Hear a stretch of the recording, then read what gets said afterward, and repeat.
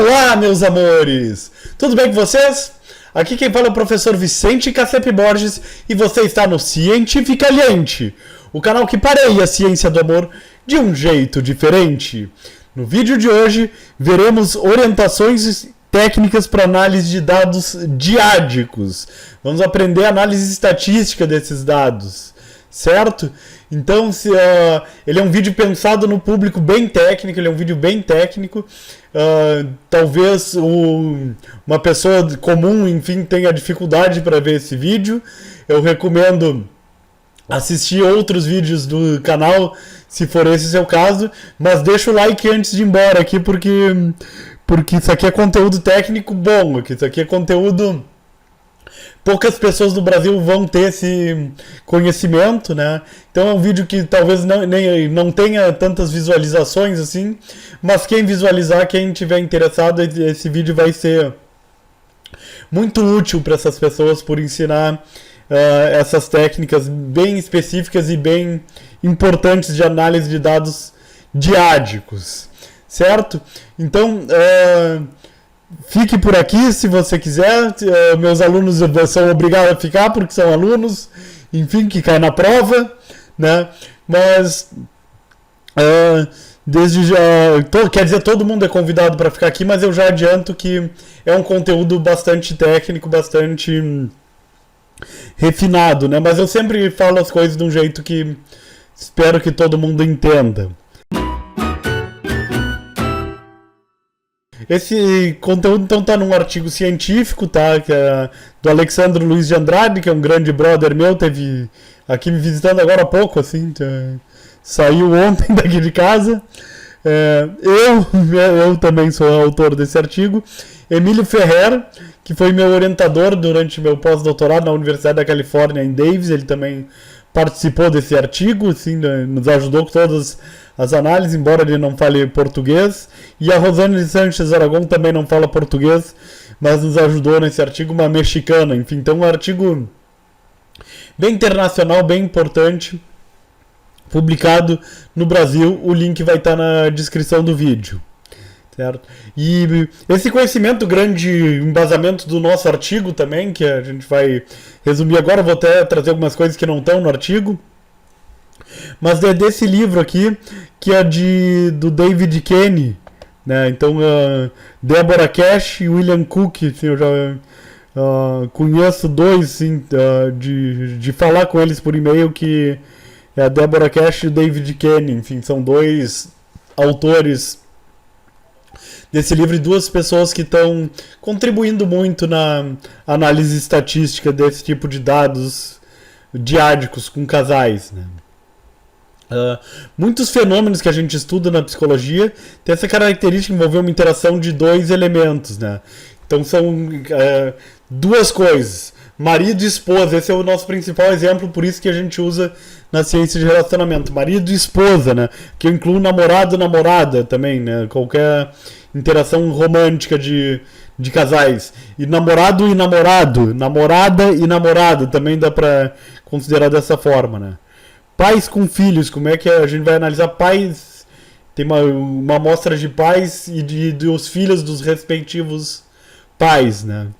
Paciente com terapeuta, o animal com o dono, duplas de policiais também, que eles andam em dupla lá nos Estados Unidos, os policiais, né? Mormons também andam em dupla, né? Colegas de quarto, gêmeos, o treinador com seu atleta, patrão com funcionário, professor com aluno, e o etc. também. Então a gente tem 500 aplicações que a gente tem que estudar duas pessoas que estão interagindo, tá? Então a gente tem uma amostra de várias interações, né, desse tipo, e aí tem uma análise específica, uma análise de dados específica para essas interações, né?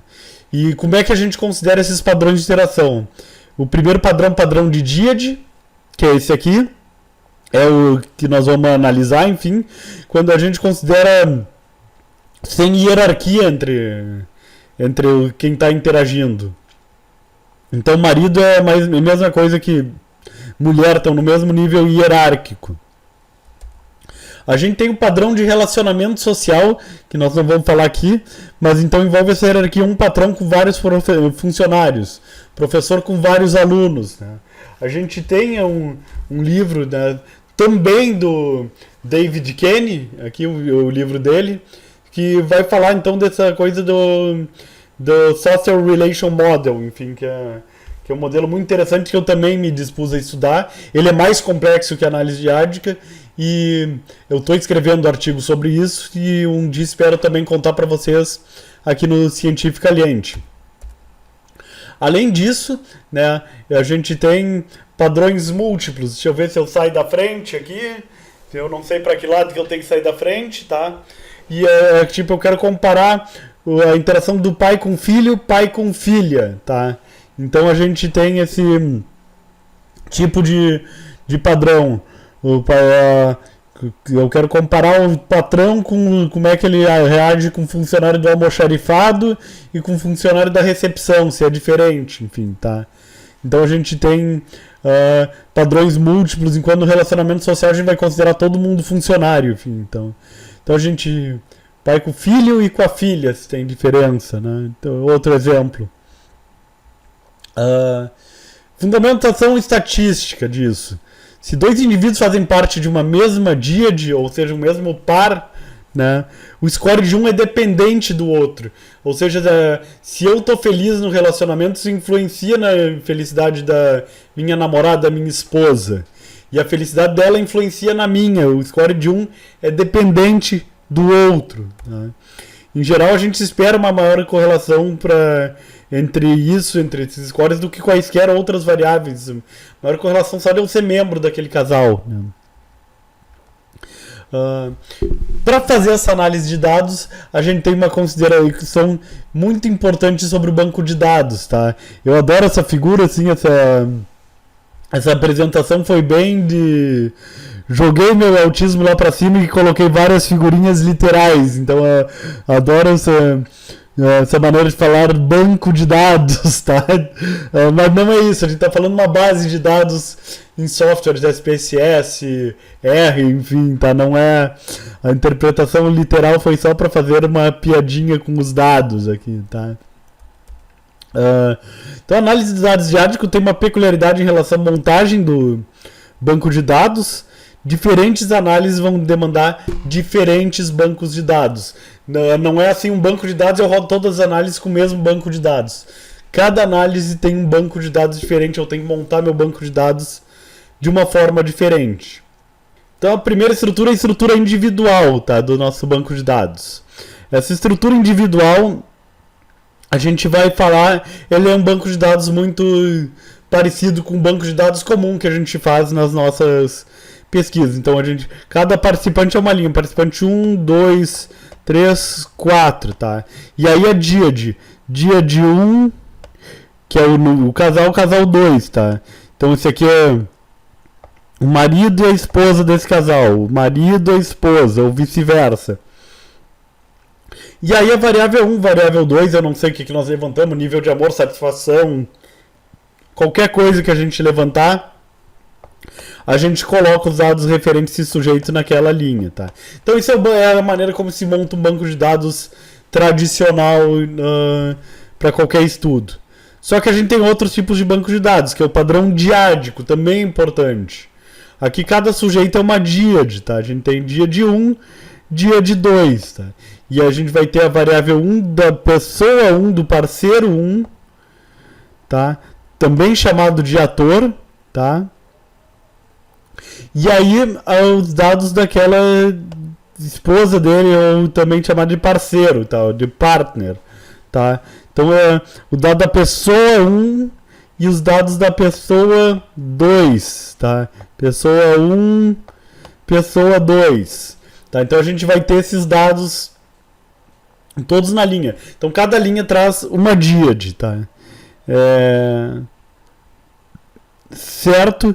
E aqui é a mesma coisa da díade 2, assim, aí não interessa o que nós estamos medindo, enfim, cada coisa é um dado. Além disso, como se isso não fosse complicado, a gente tem o padrão pairwise, que é um padrão que mistura as duas coisas, mistura o padrão individual com um padrão diádico, tá?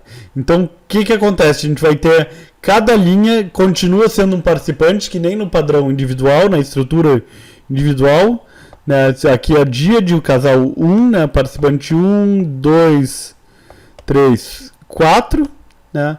E aí, até aqui, essa parte toda é a mesma base de dados do padrão individual, é exatamente igual. Então, variável do participante 1, da participante 2, do participante 3, da participante 4, tá? Mesma coisa. Só que aqui meu banco de dados continua e eu vou repetir a variável do parceiro, ela também entra no banco de dados. Então, esse aqui teve 5 na variável 1, 4. O parceiro dele teve 3 e 4 na variável 2. Então, repare que esse 3 e esse 4 é a mesma coisa que esse 3 e esse 4. Então, essa informação é igual a essa daqui, certo? Da mesma maneira, essa informação é igual a essa daqui, porque é a mesma pessoa, tá? E aí, essa informação daqui, 5 e 4, e tá aqui, é a mesma coisa. E esse 4 e 3, aqui, eu estou clicando com o esquerdo, esse 4 e 3 também é o 4 e 3 daqui, tá? Então é um banco de dados repetido, ele é um banco de dados espelhado. Então, para algumas análises, nós precisamos de um banco de dados assim. Possíveis análises que a gente pode fazer. Cada análise eu não sei dizer todas as análises, como é que a gente resolve, né? Mas cada análise tem alguma coisa, assim. A primeira análise é a análise fatorial, que a gente vai... Se eu quiser fazer uma análise fatorial, eu preciso de uma estrutura individual do banco de dados, tá? Para fazer a análise fatorial. Quando eu tenho a comparação entre dois membros para fazer teste T, também se usa a estrutura individual. Quando eu vou fazer uma análise... Quando se usa análise diádica, perdão, é para quando eu preciso de correlações e equações estruturais, e a estrutura diádica ela serve para isso, para correlacionar uma variável, fazer equação estrutural. E a estrutura pairwise vai ser usada para regressões multinível, tá? Então a gente vai precisar da estrutura pairwise, tá?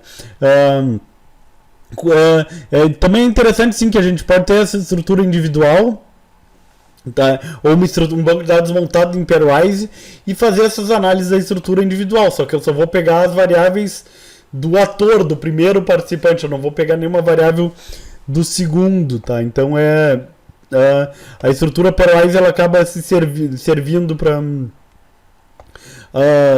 rodar também algumas análises individuais, só que eu tenho que ignorar aquelas variáveis, tá? Felizmente, assim, para fazer isso, tá? O David Kenney, esse autor, ele lançou um software para reestruturar automaticamente o banco de dados para fazer as análises diádicas, assim. Então ele é um anjo, assim, ele é muito querido, tá? Então a gente tem 3 tipos de conversão. Estrutura individual, converter de uma estrutura individual para uma estrutura pairwise, converter da estrutura individual para a estrutura diádica e converter da estrutura diádica para a estrutura pairwise, tá? Então a gente tem esses 3 tipos de conversão. A gente não tem nenhuma conversão para o banco individual porque não faz sentido ter, assim. É só pegar o pairwise e deletar variáveis.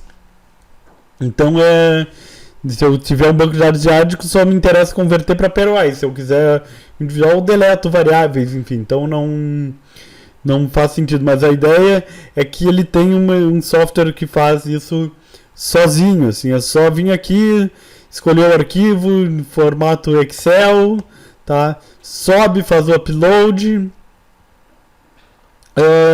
clica num botão e vai ter aqui, então, na nossa estrutura individual aqui para diádica, tá? Então esse é o I to D aqui. Tá aqui, ó, individual to dyad. Agora eu vou falar dos modelos da análise diádica, assim. Então, também nesse sentido literal, botei modelos, né? Mas é evidente que eu estou falando de modelos estatísticos, não estou falando desse tipo de modelo, não. São os modelos, não são as modelos, né? E até porque eu não botaria modelos masculinos aqui, porque eu me nego, eu gosto mais das menininhas, certo? Então vamos falar dos modelos para análise diádica. A gente tem várias maneiras para analisar os dados, mas a gente vai focar só em duas, assim, que é o Actor Partner Interdependence Model, que é o APIN, tá? Que a gente chama de IPIN. A gente coloca um I porque mais fácil, existe a palavra na língua portuguesa, pelo menos. Não tem como falar APIN, é IPIN pra gente, né? E o modelo de traço latente são os dois que a gente vai focar, mas tem outros, tá? Os que eu vou citar, os outros são esse aqui. Common Fate Model, modelo do destino comum, tá? Então que a gente vai ter uma variável diádica. Essa variável diádica x, ela tem a ver então com a variável da pessoa 2 do partner e do Hector da pessoa 1, tá? Você pode ser homem e mulher. Então a variável diádica tem ela está causando, sim, essas duas variáveis, né? A gente chama de causalidade, enfim, embora não seja só uma seta de regressão, mas a gente fala em causalidade para simplificar a maneira de falar, tá? E essa variável está causando a variável y. Então, sei lá, o amor está causando satisfação com relacionamento, alguma coisa assim, tá? E aí, o que é amor? É o amor da pessoa 1 e o amor da pessoa 2. E satisfação no relacionamento é satisfação no relacionamento da pessoa 1 e da pessoa 2. Tudo isso aqui é erro de medida ou resíduo, para falar num estatísticas mais correto aqui, tá? E o que mais que tinha para falar? Então tem essas setas de causalidade, enfim, então tem toda esse caminho. Uma variável... isso aqui eu me esqueci de falar, que dentro do indivíduo também existe essa coisa. O amor diádico causa satisfação no relacionamento diádico, aqui, tá? Só que o amor do homem causa satisfação do relacionamento nele mesmo. E o amor da mulher causa satisfação no relacionamento nela mesma também. Então também tem essas setas aqui, tá? Então também tem esse caminho. Esse é o Common Fate Model, o modelo do destino comum, assim, a gente quer dizer que se homem tem um destino e mulher tem um destino, a díade vai ter esse mesmo destino, assim, seria essa a ideia. E a gente tem o Mutual Influence Model, tá? Que é um modelo mais simples, a gente vai ter a variável x na pessoa 1, a mesma variável, que eu vou chamar de amor de novo, na pessoa 2, no marido e na mulher, e na esposa. Tem a mesma causalidade individual, embora não tenha essa diádica, tá? Mas a gente vai colocar uma causalidade mútua, assim, tá? Então a satisfação no relacionamento da mulher vai causar satisfação no relacionamento do homem, satisfação no relacionamento do homem vai causar a satisfação no relacionamento da mulher. E aí a gente tem erros de medida aqui, resíduos que são correlacionados, tá? Eu espero não estar indo muito longe. Também essa aula precisa ter algum conhecimento de equações estruturais também, é bom ter uma base de equação estrutural antes de vir para essa aula aqui, mas espero que esteja dando para entender. Qualquer coisa vocês botem nos comentários perguntas, que esse aqui eu vou me dedicar para responder, tá? Mas vamos falar do nosso APIN, tá? Que a APIN, vocês sabem, a APIN é a mesma coisa que mandioca. Mandioca é a mesma coisa que a APIN. E a APIN é a mesma coisa que a APIN. Então eu estou saudando o APIN pra gente. Vamos fazer a saudação pro nosso modelo APIN. Actor Partner, Ator Parceiro Interdependence Model. Então, modelo de interdependência do ator e do parceiro. Então, essa palavra-chave aqui, interdependência, que um depende do outro, tá? Como é que é o modelo estatístico para isso?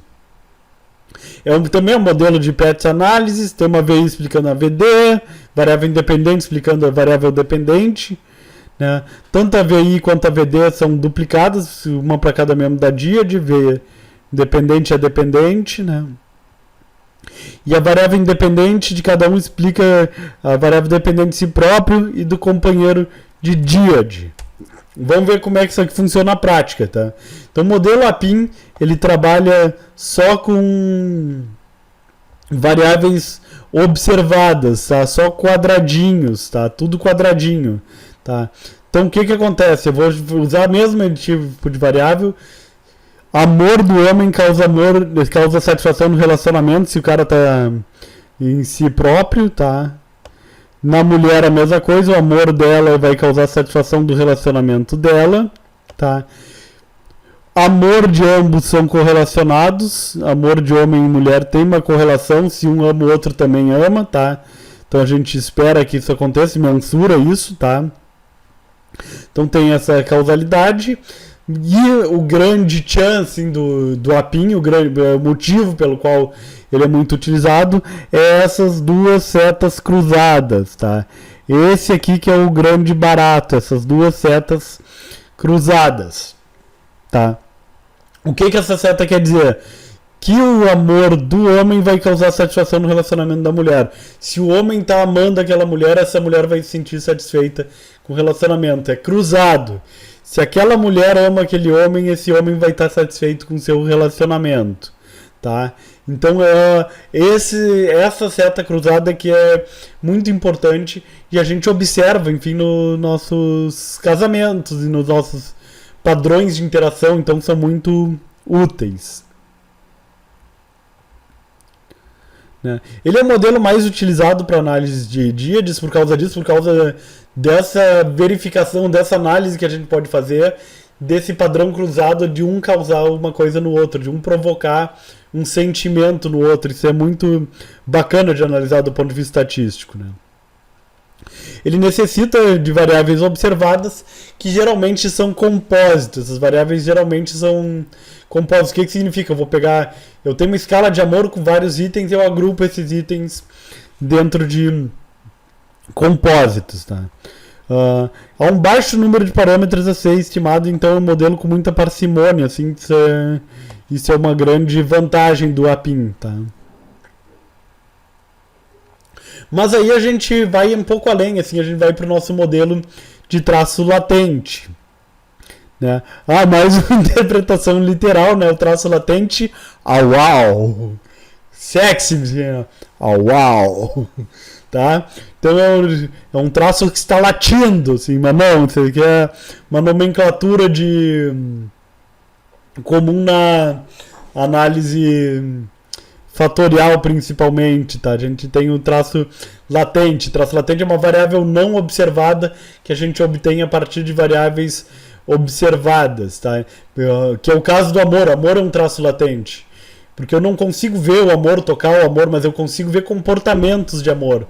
Esses comportamentos eu observo, eu consigo ver a pessoa dando flores, eu consigo ver a pessoa se declarando, eu consigo ver a pessoa ficando junto, se abraçando toda hora. Isso é observável. Mas o amor em si, esse sentimento, essa entidade, eu não consigo observar. Só que, se a pessoa faz todos esses comportamentos, eu acredito que tem uma coisa, um traço latente, uma entidade chamada amor causando aqueles comportamentos. Aqueles comportamentos não são por acaso, é porque a pessoa ama, né? Então o amor existe, mas ele se manifesta por comportamentos observáveis, mas ele é um traço latente. Esse é o conceito de traço latente, não é esse daqui, né?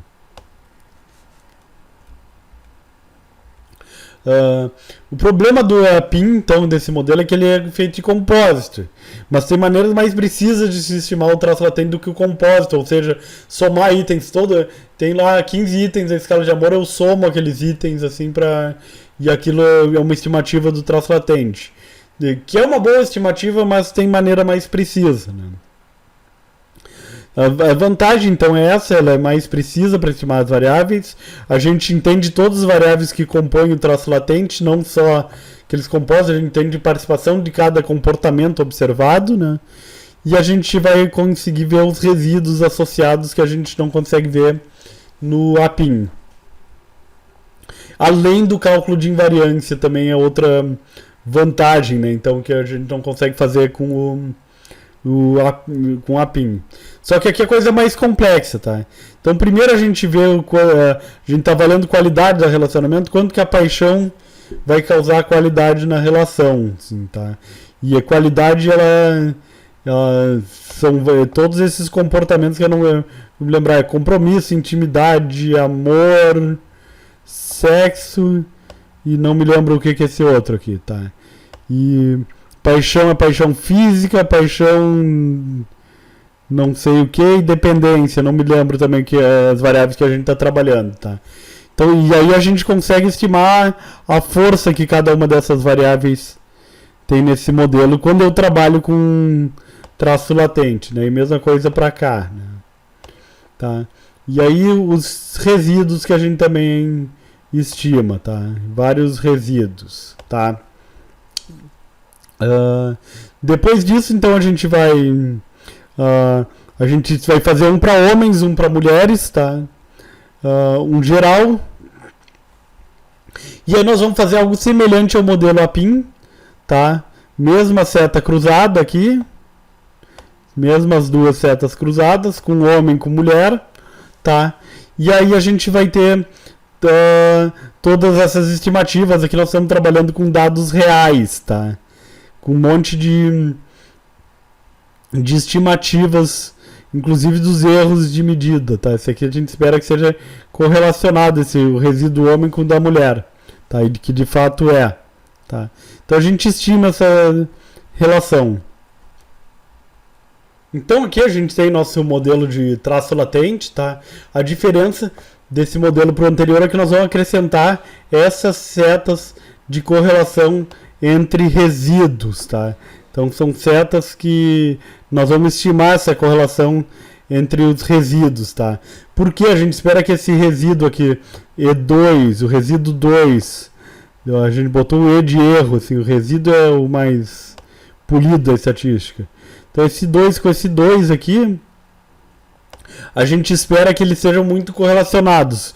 Por que a gente espera essa correlação? Porque a gente tem aqui a intimidade do homem, ela é causada pela qualidade, os comportamentos de intimidade é causado pela qualidade da relação, tanto no homem quanto na mulher, mas tem coisas da intimidade que não tem a ver com a qualidade da relação, tá? Isso é o nosso resíduo. E a gente espera que a mesma coisa que não tem a ver com a qualidade do homem também não tenha a ver com a qualidade da mulher, que esses resíduos sejam também muito iguais, tá certo? Então a gente vai acrescentar essas setas de resíduo, assim, são setas de correlações, são setas bidirecionais.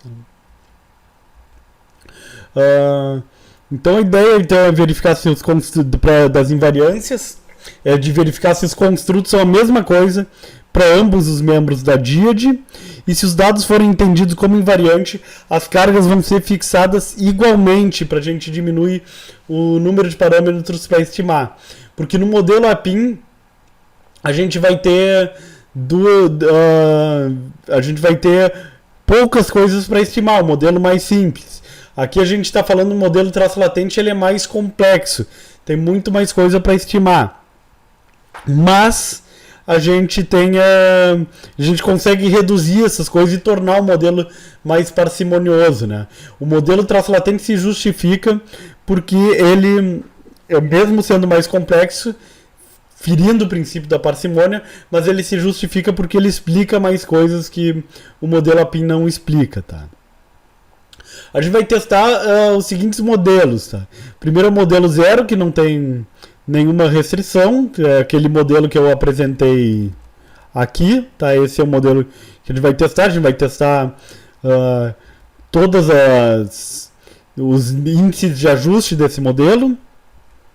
Depois nós vamos para o modelo 1 com restrição das cargas fatoriais, ou seja, a gente vai ver se essas cargas dá para restringir, ou seja, esse 79 é igual a esse 79, ó, que legal, ele é igual, mas a gente tem que testar no nível da equação estrutural. A gente vai restringir os interceptos também, tá? A gente tá falando de regressões, regressão tem um intercepto, tem um ponto que começa, né? O A mais B, enfim, tá, a gente tem que ver qual que é esse intercepto, esse B, enfim, que é o B mais A vezes o beta, né? Então a gente tem que ver qual que é, onde é que é o zero, onde é que começa o negócio, tá? Isso aí a gente espera que seja igual. E o modelo da restrição dos resíduos, né, que é esse aqui, a gente espera que aqui o resíduo do 6 aqui do parceiro, isso é um 6 ou é um 5, enfim, é um 5, seja igual a esse 5 aqui também, tá? Então o resíduo seja igual, tá? Então a gente vai ter 3 modelos para avaliar essa restrição. E aí esse aqui é nosso dado empírico, assim, a gente vê aqui o quanto que o CFI no modelo 0 não mudou no modelo 1, ou seja, a gente pode restringir as cargas fatoriais. Aqui tem uma mudança pequenininha aqui, tá? Mas já é uma mudança significativa, tá? Então a gente já tem algum problema nessas invariâncias, tanto no modelo 2 quanto no modelo 3, tá? Então tá aqui o valor do Q quadrado por grau de liberdade, número de parâmetros a estimar, enfim, a diferença de Q quadrado e diferença de grau de liberdade com a sua significância, tá? Então a gente coloca isso aqui na tabela do Q quadrado, assim, se tivesse um Q quadrado de 8 com 6 graus de liberdade, isso aqui é significativo, então é um delta, né, a diferença do Q quadrado, esse Q quadrado menos esse, enfim, então esse menos esse, enfim, tá? Lembrando que quadrado é uma medida de desajuste, a gente sempre vai piorar o desajuste. O problema é que não pode piorar tanto, tá? Então a gente analisa assim para a gente calcular se o nosso modelo é invariante, né? Assim, então pelo menos as cargas fatoriais eu consigo colocar elas iguais, tá? E colocar uma como igual a outra, então eu não preciso estimar 2 cargas fatoriais, tá? Então eu não preciso estimar essa carga fatorial e essa carga fatorial, tá? O que eu faço? Eu estimo uma só e aí essa aqui não vai ter estimativa, essa aqui é igual a de cima, tá? Então essa é a ideia aqui. Esse 28 aqui também, ele vai ser igual a esse 29. Eles estão bem parecidas mesmo, assim, as cargas fatoriais, parece, né? Então, mas nos resíduos a gente teve essas diferenças, enfim, então. Mas aí a gente calcula invariantes e depois a gente restringe as coisas e pode interpretar o nosso modelo, tá? Então, só partindo para nossas considerações finais, né? Fenômenos psicológicos não tem sua raiz só no indivíduo, a gente tem fenômenos psicológicos que são diferentes entre duas pessoas, enfim, né? E uma díade é um elemento, e a gente tem que ter uma análise estatística apropriada, né, para quando a gente tem duas pessoas, né? E a díade é um sistema dinâmico, é um elemento que vai influenciar o outro, tá? Então isso é importante, e para complicar mais a coisa, assim, dá para um elemento influenciar outro ao longo do tempo, assim, a gente tá falando só de pesquisa estática, tá? Mas a gente pode ter uma pesquisa temporal, então conforme vai variando a satisfação no relacionamento de um, o amor de um vai influenciar na satisfação do relacionamento de outro, assim, então isso ao longo do tempo, tá? Se a gente tem satisfação no relacionamento tempo 1, influencia no tempo 2, e aí no tempo 2 influencia no tempo 3 e assim por diante. Então a gente tem coisa mais complicada que isso aqui, tá? Análise estatística mais sofisticadas. Métodos de análise devem compreender então essa interdependência, que é o que a gente espera da nossa análise diádica, tá? Então é compreender essa interdependência. Modelos de análise de dados diádica é um avanço importante dentro da pesquisa em psicologia, destacando-se o estudo do relacionamento de casais, que é a área mais utilizada, assim, que eu imagino que vocês tendo assistido esse vídeo vocês entendam por quê, né, que é bastante utilizada em relacionamentos em pesquisa com relacionamentos de casais, mas eu citei no início diversas outras aplicações que a gente pode ter, né? Compreender a interação, isso é que é bacana, que a psicologia não tem que estudar o sentimento estático de uma pessoa, apenas isso, mas estudar a interação entre sentimentos, entre comportamentos. E essa compreensão dessa interação, enfim, entre díades traz uma explicação mais complexa do que a análise dos elementos individuais, que é o que a psicologia faz, e claro que é mais simples de estudar dessa forma, mas a psicologia tem que estudar interações, a gente tem que ter método estatístico para entender interações, isso é muito mais sofisticado, isso é um avanço muito maior no conhecimento de psicologia. Então eu agradeço até aqui, eu sou o Vicente Cassep Borges, tá? Até tem meu e-mail aqui, tá? E eu vou deixar mais uma vez a referência desse artigo aqui, tá? Para vocês olharem, tá?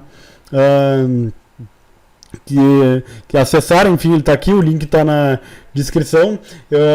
Eu espero que vocês tenham gostado, assim, que tenha ajudado, tenha agregado, tá? Assim, eu sou muito aberto para comentários. Eu reconheço que isso aqui é uma aula bastante complexa, mas eu queria passar esse conhecimento no YouTube, assim, provavelmente eu esteja sendo pioneiro, assim, em um vídeo sobre análise de dados diádicos no YouTube, tal qual eu sou pioneiro em publicação científica, que essa foi a primeira publicação científica brasileira da análise de dados diádicos, tá? Então tenho bastante orgulho dessa produção científica, certo? Então muito obrigado, tá? Eu vou ficando por aqui e nos vemos nos próximos vídeos. Eu prometo fazer coisa mais simples nos próximos. Até lá!